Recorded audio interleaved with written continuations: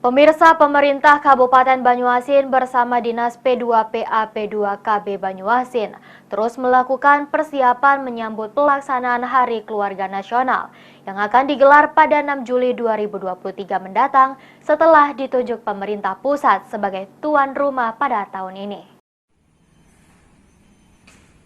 Sejauh ini dipastikan persiapan jelang Hari Keluarga Nasional atau Harganas 2023 di Kabupaten Banyuasin telah mencapai 50%. Pemerintah kabupaten secara melakukan koordinasi ke tingkat provinsi.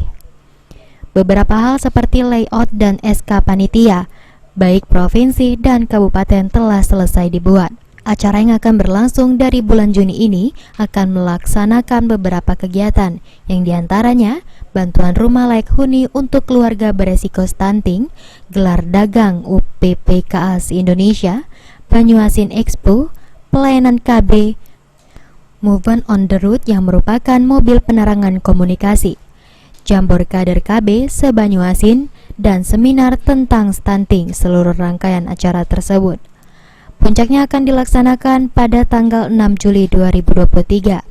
Meskipun persiapan hingga saat ini tidak ada kendala, namun secara teknis Kepala Dinas P2PA P2KB Haja Yosi Zartini menuturkan intensitas hujan yang tidak menentu beberapa bulan terakhir membuat Yosi sedikit khawatir area yang akan dipergunakan sebagai tempat acara Puncak Harganas 2023 mendatang akan tergenang air bila terjadi hujan.